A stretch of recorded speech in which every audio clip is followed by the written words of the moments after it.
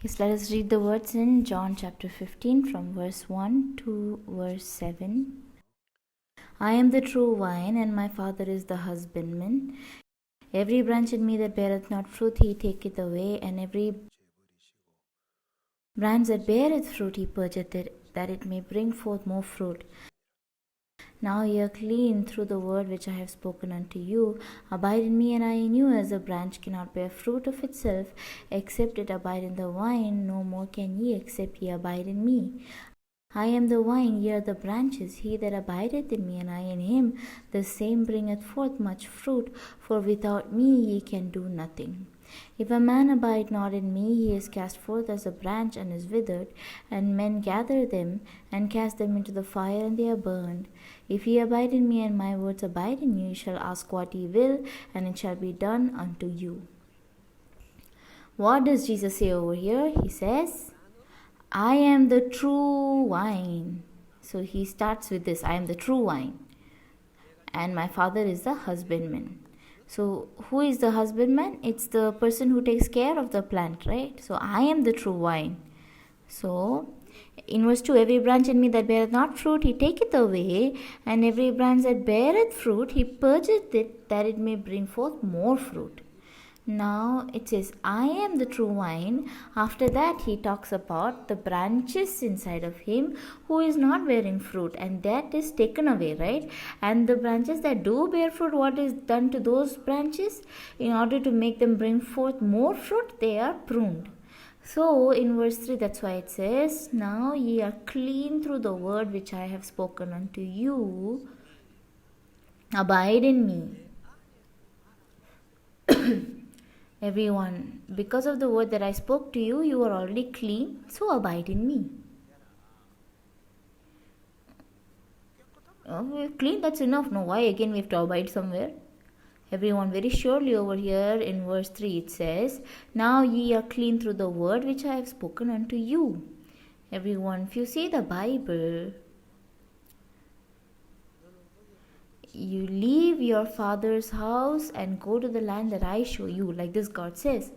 After that, I will make you blessed. I will make you the origin of all blessing. These kind of words come out, right?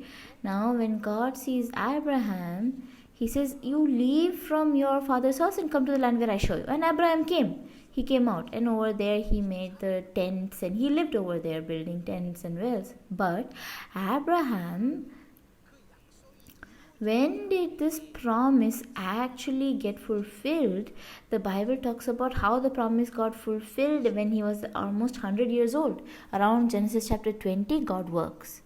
But now, if you go into the book of Romans, in Romans, Apostle Paul, he talks to the Roman people, and he talks about the faith of Abraham. Now that is in chapter 4. So if you see Romans chapter 4, let's find Romans chapter 4. What shall we say then? That Abraham our father, as pertaining to the flesh, hath found. For if Abraham were justified by works, he hath whereof to glory, but not before God. What does this mean? Now Abraham, if he had done something because of his actions and deeds and received righteousness, it is not like that, right? He didn't receive righteousness through his deeds.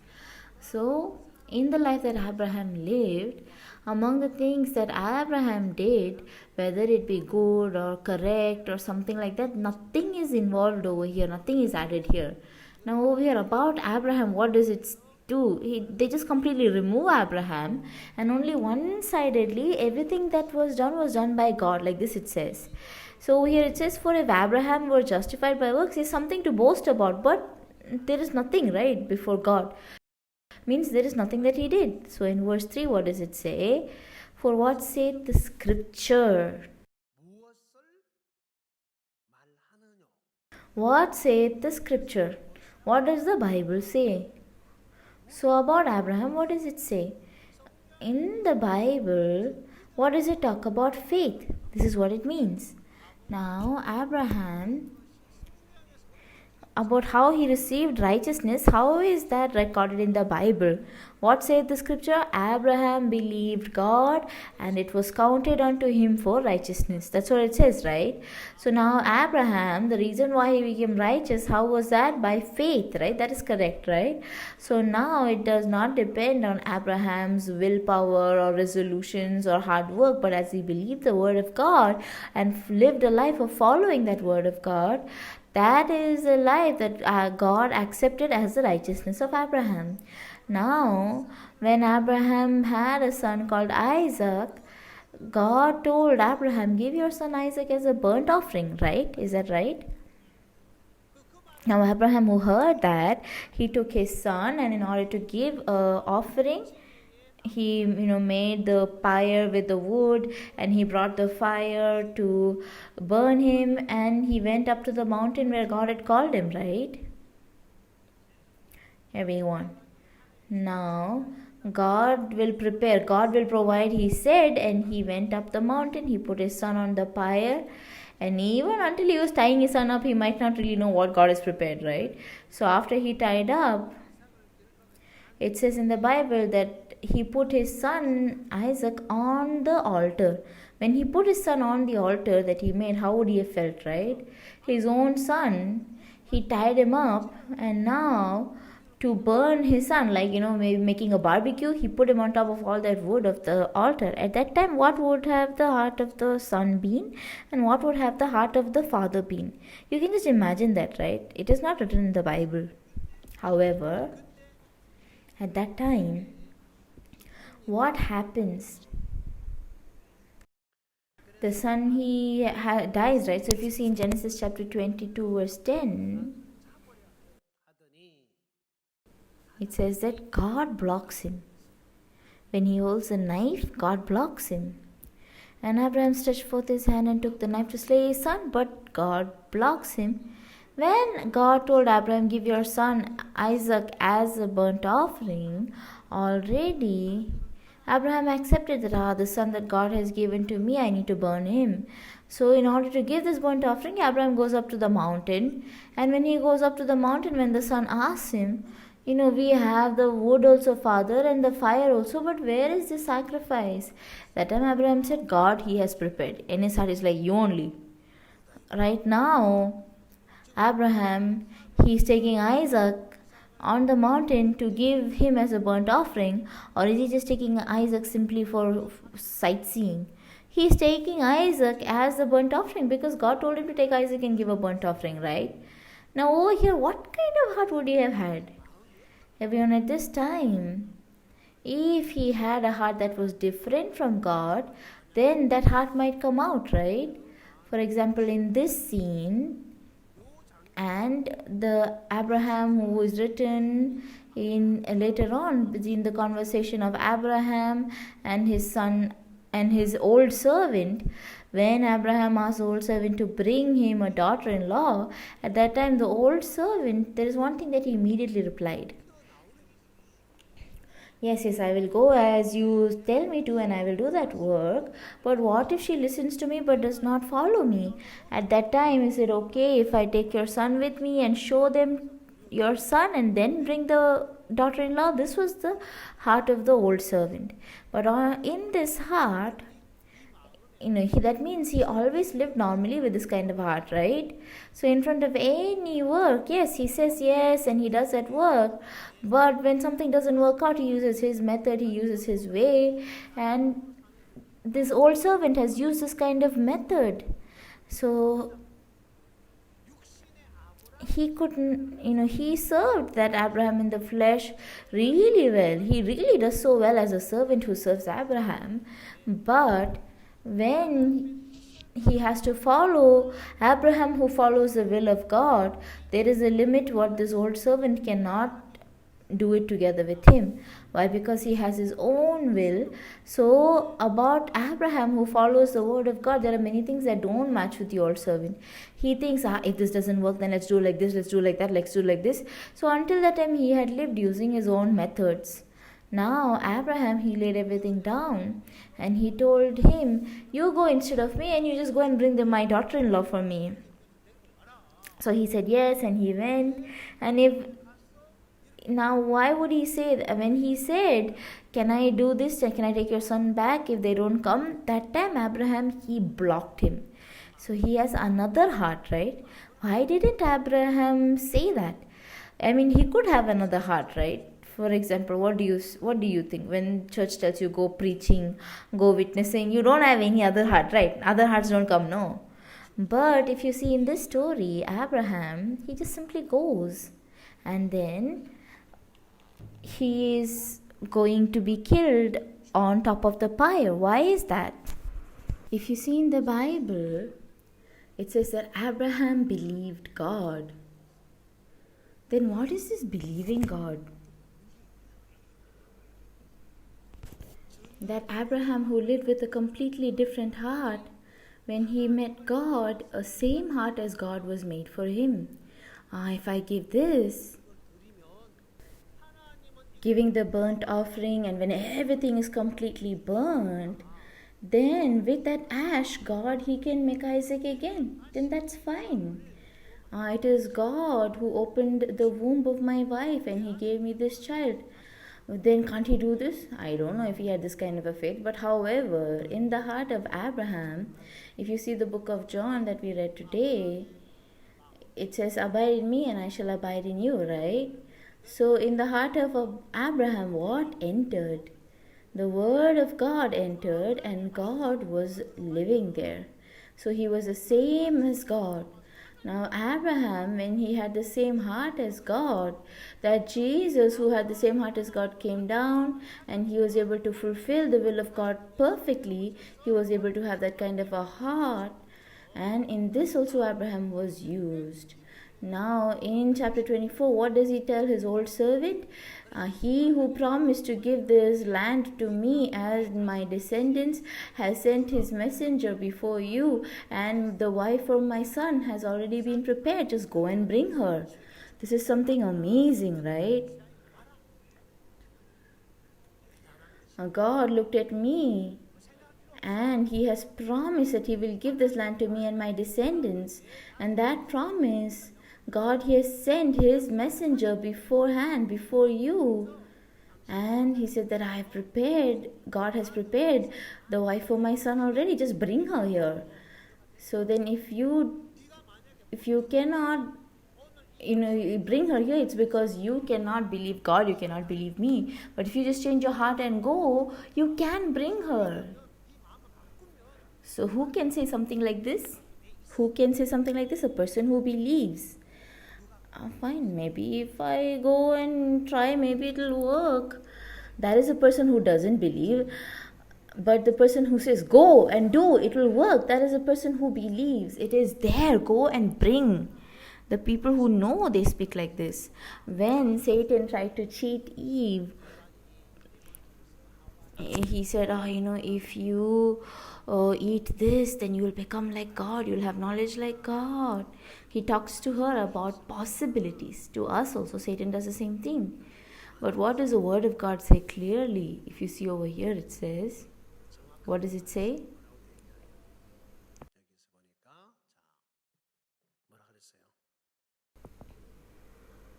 God, he has prepared beforehand about this. In Abraham's heart, there is no doubt.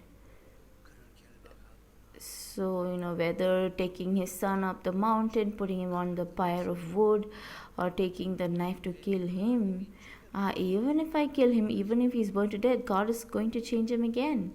So in his heart, he was able to progress each things, and finally God blocked him and said, enough. Why? I should give the burnt offering. No, don't touch him. If you touch him, you'll die now. Don't touch him. So what God told Abraham is, now I know your heart. So after that, when he saw what was there in the bushes, one was caught, right? What was that? And something was caught. Because it was the sacrificial offering that God had already prepared beforehand, which was caught and brought. So that was the faith which Abraham had. And now this Abraham, let's go back to Romans chapter 4. If you see Romans chapter 4. For what saith the scripture? Abraham believed God, and it was counted unto him for righteousness. So Abraham believed God, right? Basically.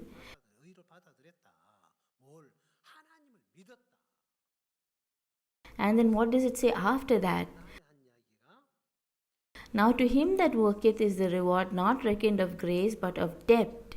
But to him that worketh not, but believeth on him that justifieth the ungodly, his faith is counted for righteousness. It is not that I also believe that I also believe that I am righteousness. I am righteous. That is not what it says over here. What does it say? Who is the object of faith? You have to believe God, right? Believe in him that justifies the ungodly. So to those who believe him, what is their faith counted as? It is counted as righteousness. So Abraham, by believing in God, he received righteousness, right or wrong? So when Abraham believed God, what did he do? Did he just play around?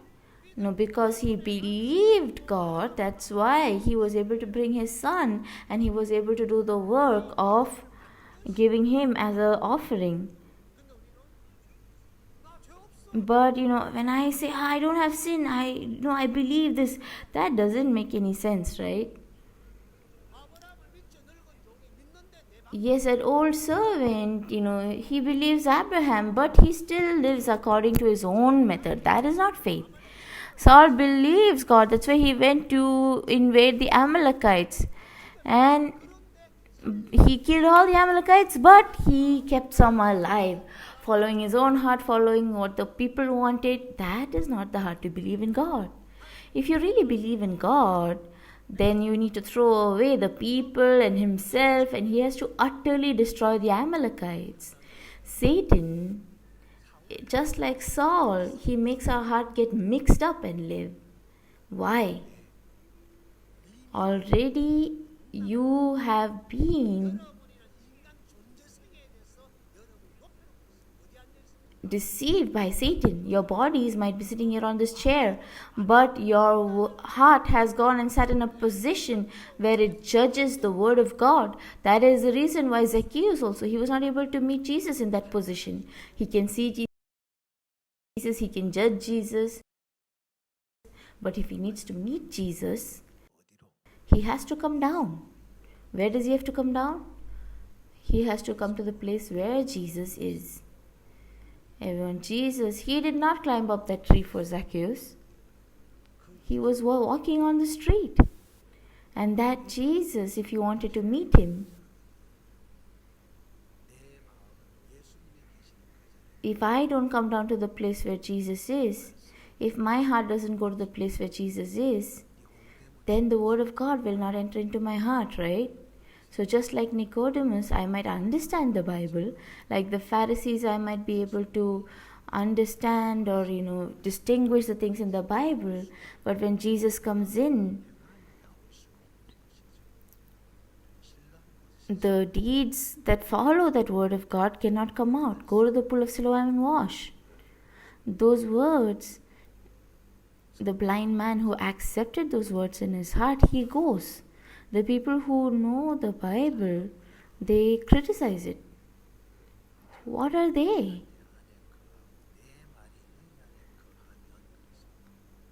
Over here it says that abide in me and I will abide in you. My words abide in you.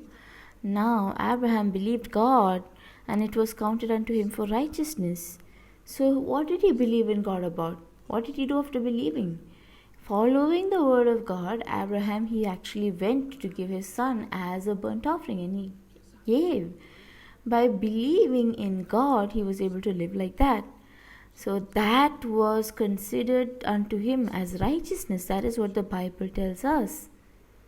So let's see one more scripture, John chapter 15. Over here, we read this in the beginning, right? Jesus says, I am the true vine, and you are my branches. So in verse 3 it says, now ye are clean through the word which I have spoken unto you. So then if abide in me, right? If you don't abide in me, what kind of a life will you live? A life that has nothing to do with Jesus. Everyone, all of you might abide inside of your thoughts, and you might also abide inside of your worldly logic, But if you come out from there, there are the instances when you come out from the Word of God, or the instances when you are not unable to come into the Word of God. Abide in me and I in you. So in the book of Colossians, it's written like this. Let's open Colossians chapter 1 verse 13. Who had delivered us from the power of darkness and had translated us into the kingdom of his dear Son, in whom we have redemption through his blood, even the forgiveness of sins. This is chapter 1 verse 6. Also let's read. Which is come unto you as it is in all the world, and bringeth forth fruit, as it doth also in you, since the day ye heard of it, and knew the grace of God in truth. As ye also learned of Epaphras, our dear fellow servant, who is for you a faithful minister of Christ. So if you see over here, so they have brought you out of the darkness, the kingdom of darkness, and have brought you into the world of Jesus, right? So after you come inside of Jesus, inside of that Son, we were able to receive redemption, that is the forgiveness of sins. So where should we have come inside? Because it says in whom we have redemption, right? Everyone, where should we come inside? What does Jesus say? Jesus says before this in the book of John, he says that because of the words that I have spoken to you, you are clean, so abide in me. In the past, there was a time when Korea was colonized by Japan. So when we were a colony of Japan, after that we were liberated, and after that we started to live bold life as a citizen of Korea and not as a citizen of a colony. So in the year 1945, August 15th, we were freed. We got liberty. So if then this, we all know, we know when this happened. It didn't happen now. Exactly in the year 1945, on the month of August, on 15th, this was achieved, right? So now the people who are living on this earth, if there are some people who say, no, we have not yet been freed, we are not yet independent, how will you think about that person? Or what will you think about that person? If someone, when you say, oh, we are freed, no. You see, in the year 1945, August 15th, we were already freed. But if some people say, no, that may be true, but still we are the colony of Japan, it will be a big problem. Then what will you say? If you imagine someone like that is there in your family, then what will you say? Even though you explain it doesn't work out, even though you speak it doesn't work out, we just think that such a person might have to be taken to the mental hospital, right? Now, what is the difference between a person who doesn't believe that we're freed from Japan or the people who don't believe that we're freed from sin? There's nothing. Why? Because they don't believe the word of God. It is a world that has already been fulfilled, but because they cannot come inside of Jesus, because they cannot just believe, they're not able to speak that, right? So it said, what the words that I have spoken have made you clean, so abide in me. And when he spoke about the branches of the vine, this is what he said. But Apostle Paul, how does he explain this part? If you see in the book of Romans chapter 11, it is written in this way. Let's find it. Romans chapter 11, verse 16.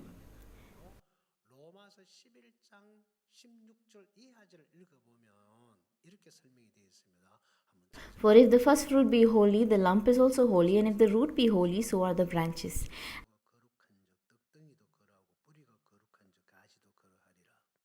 And if some of the branches be broken off, and thou, being a wild olive tree, wert grafted in among them, and with them partakest of the root and the fatness of the olive tree,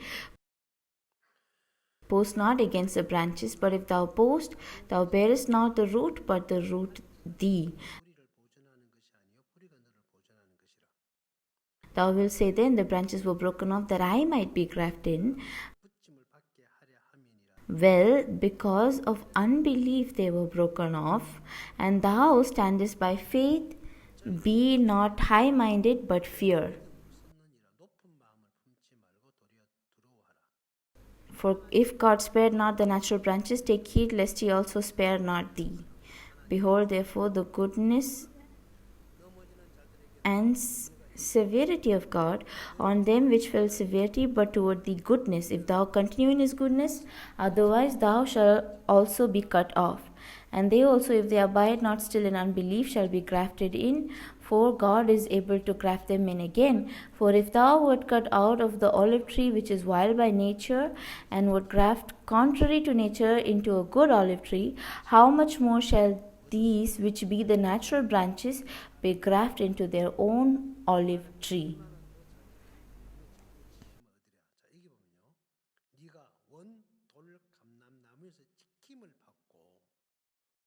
So over here what it says is that you were cut off from the olive tree which is wild and were grafted contrary to nature into a good olive tree. Now this wild olive tree, it talks about the power of the kingdom of darkness, and the cultivated good olive tree talks about the word of Jesus, the word of God. Where am I right now? So the Bible is explaining to us that this has already happened, this has been achieved. Abraham heard the word of God. When he believed, he was able to take his son and go and give a burnt offering. And they listened to the words of Abraham. If I have believed, then he would have forsaken his thoughts and gone. But because he was not able to believe, that's why he was able to think that maybe Abraham is wrong. For example, that old servant, if Abraham's words had been heard by him, yes, that's right, God has already prepared everything, then will he listen to his thoughts? No. If I believe the word of God, then about that word of God, I just need to believe and follow that. I don't need to take anything else. So, a person who believes the word of God, what is their standard? So, there is no need for them to think about their thoughts, right? So, a person who believes the word of God, the person who has spoken this word itself, we will surely fulfill this word. That's why they don't need to say anything like this or like that. So they don't need to, continue anything. But if you despise that, that is faith. Those thoughts that come from you. But I need to accept what comes from Jesus. But how can you say something like that? That doesn't make any sense. How can this happen? Yes, it can happen. God worked on the first day. Why did God create light on the first day? He could have created on the last day, right? So that God will just tell you, as I wish. Sometimes when you sit at home, somebody says, why are you putting only the rice first? Shouldn't you bring all the side dishes first and then bring the rice? Then what will your wife say? She might say, as I wish, right? Everyone. With our thoughts, when we react in front of God, that is just judging. It is not a conversation. Now God, He is not a man, but God, the work that He did about that, if you judge saying this and that, it means that you already do not believe the word of God. So let's see, in Romans, there is Apostle Paul, who talks about being cut off from the wild olive tree and grafted on to the good olive tree. So you became partakers of the nutrition that comes from the good olive tree. So although yes, my original nature is that of the wild olive tree, from the day that I have been grafted on to the good olive tree, I have received the nutrition from the good olive tree. That's why I live the life of a good olive tree. What branch? The branch that has been grafted in. When all of you abide in me and I will abide in you, my words abide in you, then the person from then on, he will live through Jesus. So he will receive the word of God, he will receive the influence of God. He has another spirit, or he has some other kind of problem, right? So if that has been fulfilled, then this will surely also be achieved. That is why the willpower or the thought to want to fulfill that is what drags the hearts of human beings.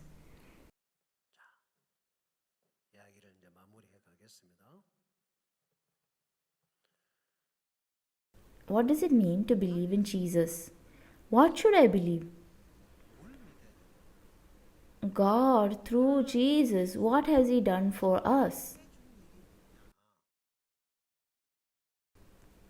What has He done for us? And how have I accepted that? So that word of God, when it entered into me, what work is that word doing? So if someone or the other has given you maybe $10 million, then you'll still be using it, right? But even though you say that you receive that money, if someone lives as a beggar, don't you think that's a serious problem? Either you didn't get that money, or you took it and then you threw it away somewhere.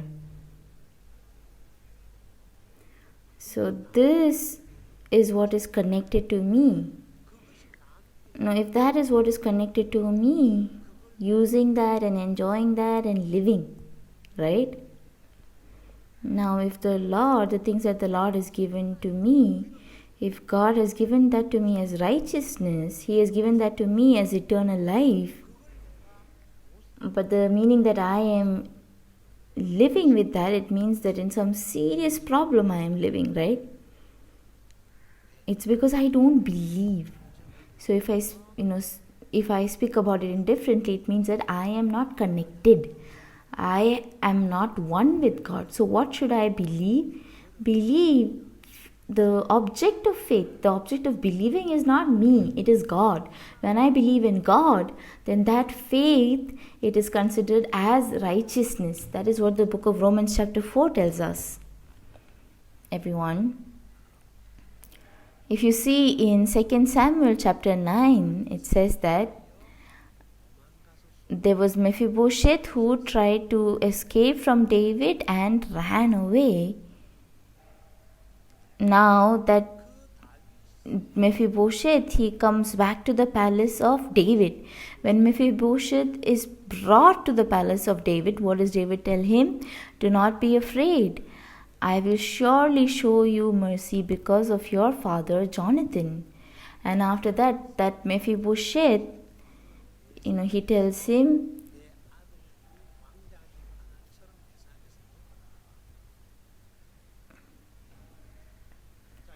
so now this David, when he accepts Mephibosheth, he accepted him into the palace, and just like one of his own sons, like a prince, he made him sit at his own table. So in other words, he accepted him as his son.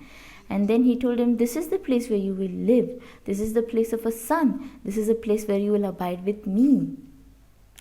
Everyone, how are we living? Yes, we say that we are the son of God, but how did Mephibosheth actually live?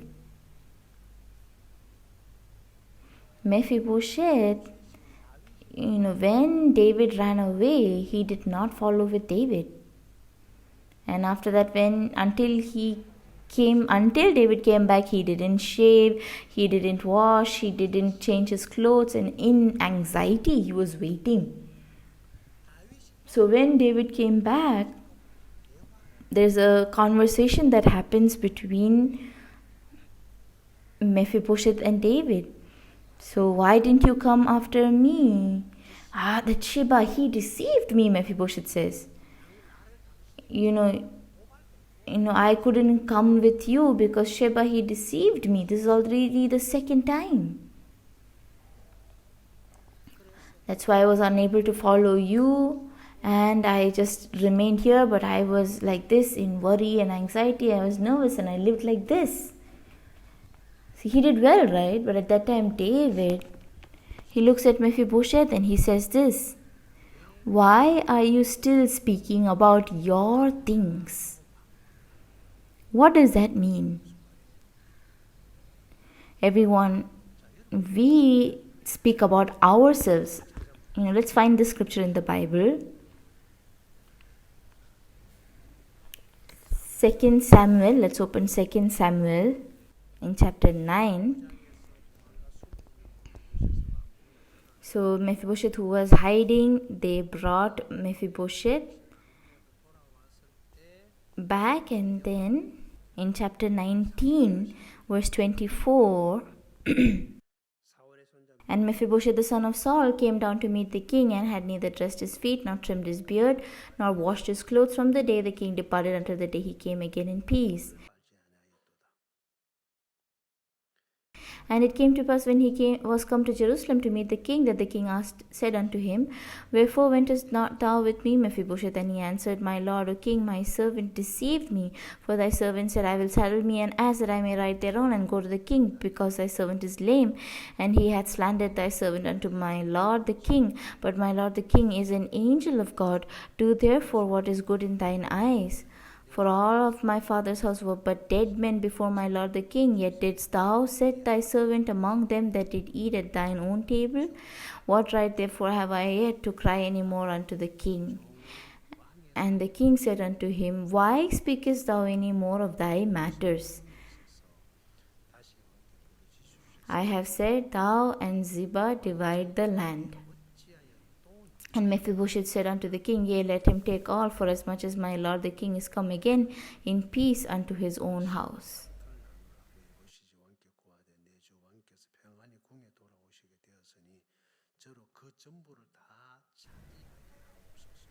Now if you see in these words, Mephibosheth, how did he live? Whoever looks at him, he looks very pitiful. No matter whoever looks at him, such a good boy, like this they might think, right? That way he lived.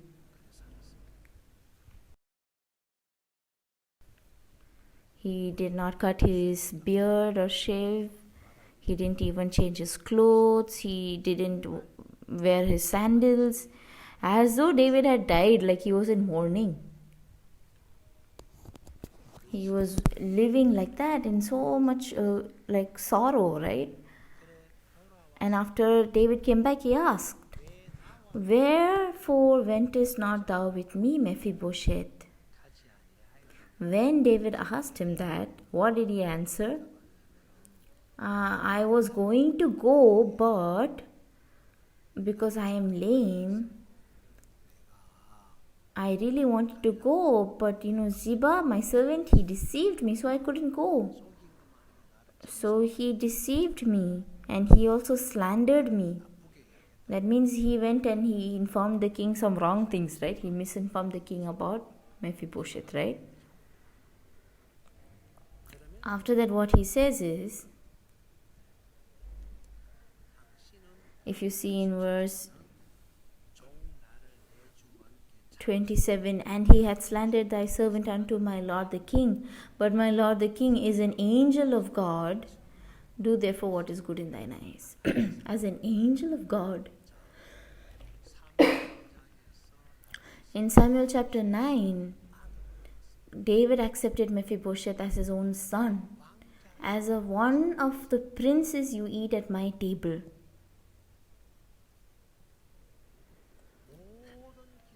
So he gave him all the inheritance of his father, and he gave him Ziba as the servant. However, this Mephibosheth in his heart, David did not become his father. What kind of a person is David? He's like some angel. If he does something wrong, then he will judge him and punish him. In that kind of a way, as an angel of God, Mephibosheth sees David, not as his own father. After that, what does he say? Because you are as an angel of God, Because he doesn't want to get scolded when David comes back. That's why Mephibosheth, he didn't wear sandals, he didn't shave, he didn't wash his clothes. So when anybody sees him, they will think, oh, how can that person live like that? He's such a precious person, he's such a good person, such a way that all people can see and say such a thing. Mephibosheth lived like that. That became the righteousness of Mephibosheth, right? So why didn't you come together with me at that time? Because of this reason I wanted to go, but Ziba, he has deceived me. That's why I couldn't go. And because you are like an angel of God, that's why I do whatever seems good in your sight. I lived like this. So you do whatever you want to me. You judge me now. I am bold enough to say I have no problem. I didn't do anything wrong. What did I do wrong? This is the heart of Mephibosheth, right? Why? What did I do wrong? I really preached the gospel till almost I was dead, and I went and attended all the services. I did that, I did this. And after that, what? Why are you asking me such a question? Why are you not accepting me? That's why they're able to boldly ask questions. Now, this is the heart with which Mephibosheth spoke. And as that happened in verse 28, it says, For all of my father's house were but dead men before my lord the king, yet didst thou set thy servant among them. My whole father's house were but dead men before my lord the king. But you set me among them that did eat at your table. What right therefore have I yet to cry any more unto the king? Yes, he received grace, that is true. In the heart of this Mephibosheth, he does not deny receiving grace, right? However, as David gave him grace, how did Mephibosheth accept this? Did he accept it as a son? David accepted him as a son, as one of my sons, as one of the princes. You eat at my table, like this David told him. If so, then, this Mephibosheth, has he ever become the son? Yes, he might have enjoyed eating the food together and his tummy might have become big, but in the center of his heart, has he ever accepted the heart of David? And why in the heart of David he made him sit at this table? Why he accepted him as his own son? Has he ever met that heart of David with his own heart?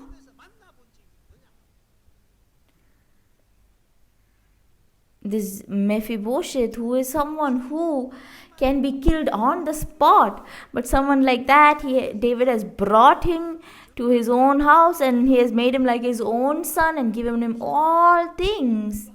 So yes, he might be sitting in that place, he might be eating food together with them, but this Mephibosheth, has he ever accepted the heart of David? No, never. So that's why he says like this. He said, what right should I have to cry unto the Lord anymore? No, what can I speak about anymore? I'm such a useless, worthless human being. I'm already thankful that you have at least kept me alive. What else can I say? So David, in verse 20, again, David answers him, and David tells him like this in verse 29. And the king said unto him, Why speakest thou any more of thy matters? Everyone, who says this, right? Now, what did David mean by the words that he spoke? Let's see in 2 Samuel chapter 9, verse 7. And David said unto him, Fear not, for I will surely shew thee kindness for Jonathan thy father's sake, and will restore thee all the land of Saul thy father, and thou shalt eat bread at my table continually. And he bowed himself and said, What is thy servant that thou shouldest look upon such a dead dog as I am? Then the king called to Ziba, Saul's servant, and said unto him, I have given unto thy master's son all that pertained to Saul and to all his house. Thou therefore and thy sons and thy servants shall till the land for him, and thou shalt bring in the fruits, that thy master's son may have food to eat. But Mephibosheth, thy master's son, shall eat bread always at my table. Now Ziba had 15 sons and 20 servants.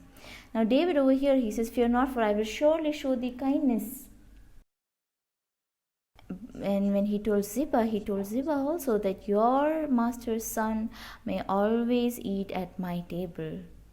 In verse 11, Then said Ziba unto the king, According to all that my lord the king hath commanded his servant, so shall thy servant do.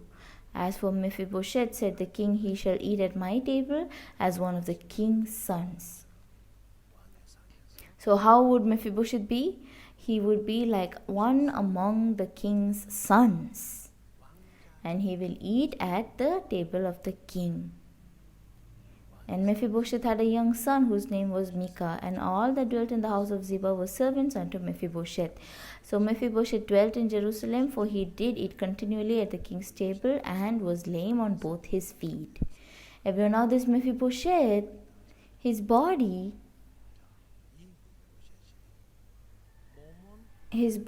is sitting together with David in the palace of David and eating food with David like one of the king's sons. But in the heart of Mephibosheth, if those words of David had entered, and if those words, the heart of David had entered, what would have changed? Yes, Mephibosheth's body entered the palace. He came into the palace. He's eating food at the palace of David, at the table of David. That is all there. But what kind of a heart does this Mephibosheth have? That heart of the David who accepted him, that heart is not there in Mephibosheth.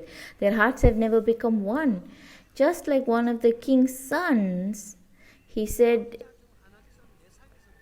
you can eat at the table of the king. So he sits there and eats, but his heart is not like that of a king's son. But what kind of a person is he? A person who should not wear sandals, who should not even shave his beard, a person who should not wash his own clothes, a person who was deceived by Ziba and was slandered by Ziba. But even though this is something that I've been wronged in, the king has accepted me like this, and I should not speak anything more. So David gets angry, and what does he say? Again, why you're speaking about your own matters? Over here, if you see in 2 Samuel chapter 9, there are the words that David speaks to Mephibosheth, right? So why does he not speak about those things? Why does Mephibosheth not speak about the words that David spoke to him? Everyone, there are the words which God has put inside of us. You are righteous. You are perfect. You are sanctified. You are my son.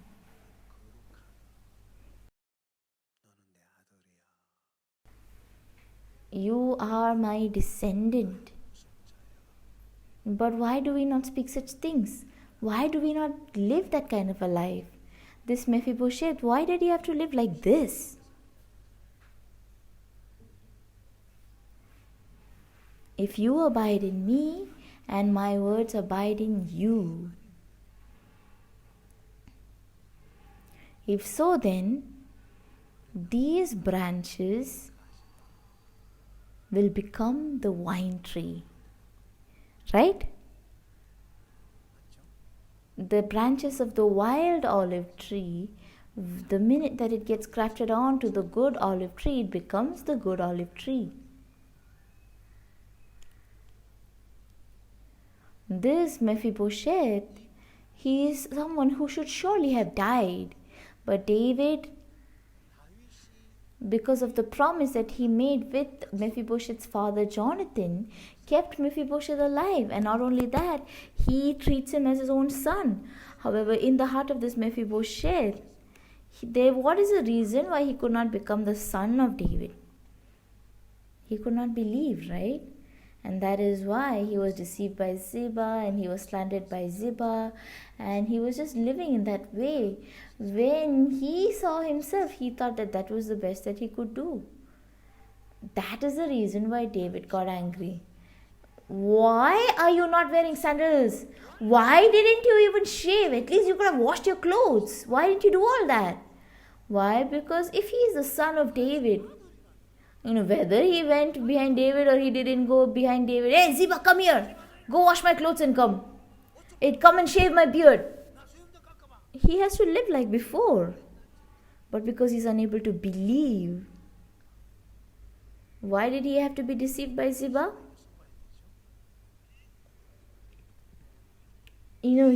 Ziba has been given to him as his servant. Why should he be deceived by his servant? God, he has made our flesh loose to us, and he has given it to us because it's like our slave. But then we live losing to the flesh. Why is that? Because we are living the same kind of life like Mephibosheth. If we live according to the flesh, it says that we will surely die. But if we live by the Spirit, we can put to death the deeds of the flesh. Even though I cannot win over Ziba, but from the day that I have come into the palace of David, from then David has considered me as one of his sons, and I am given the Ziba as a servant. So I can use Ziba, I can throw him away. The Ziba, he's just my servant. But the problem is that we get dragged by our thoughts and the situation. What is the reason for that? Because we do not believe the word of God. So we saw the 2 Samuel, right? Chapter 19. So the king tells him again. What does he say? He says in verse 29, why speakest thou any more of thy matters? So stop speaking about myself, but what did David tell me?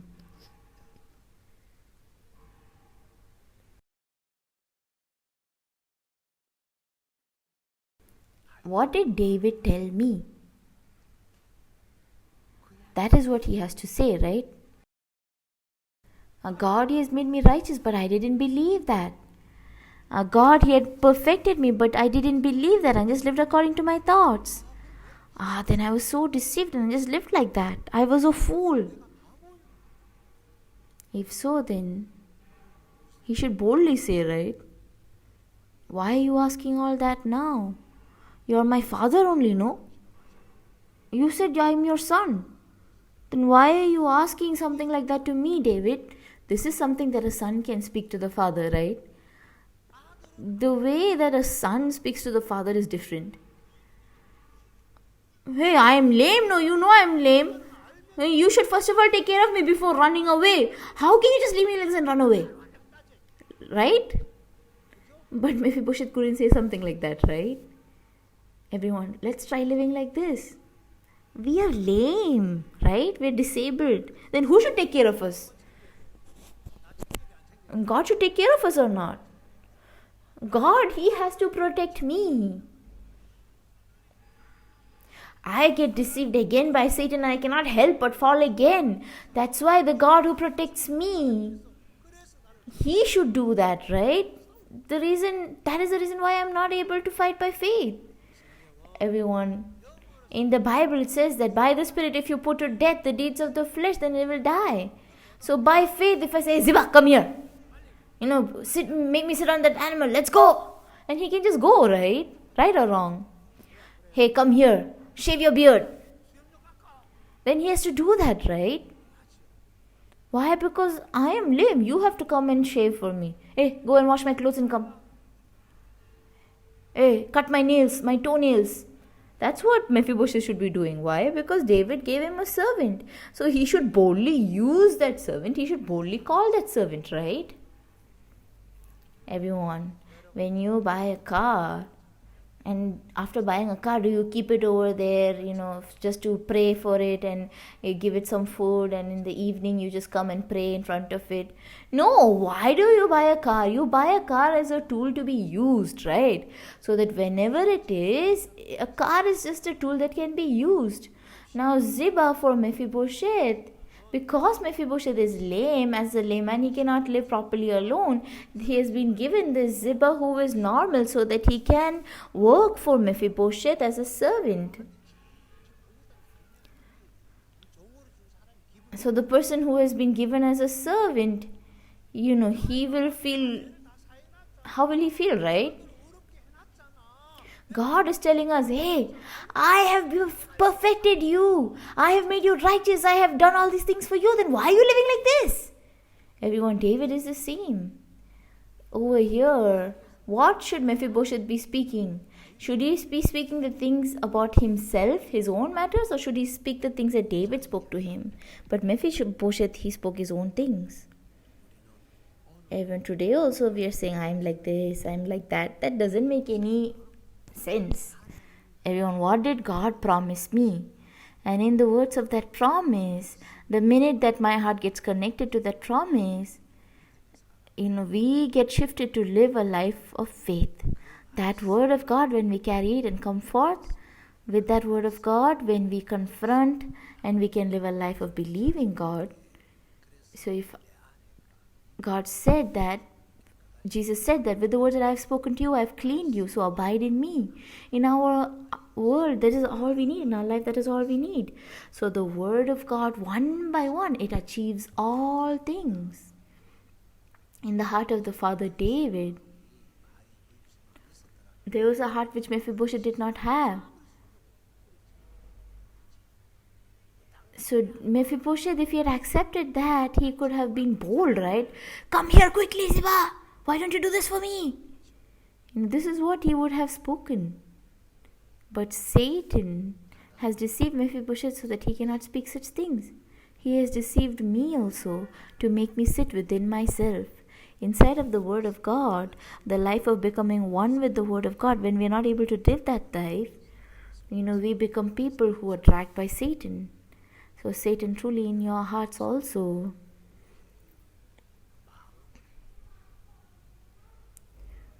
It is not that you need to connect your heart with anything else, but you need to connect your heart with the promise of the Word of God. And that Word itself has power, so it enters into my heart and it makes me live that kind of life. It is not that I should do something. Today I will preach until here. Let us all pray together. We give thanks to the Lord who has made us perfect, so that we can live no longer as sinners, but boldly inside of your Son Jesus Christ.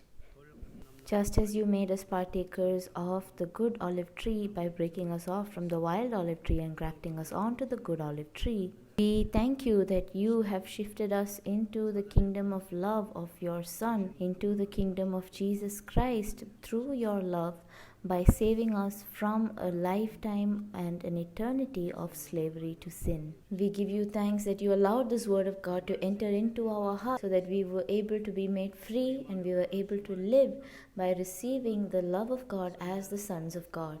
We give thanks in front of you, Lord, that you today also allow this Word of God to enter into their heart and be established, so that they can win against Satan and they can live a life of victory through you, Lord.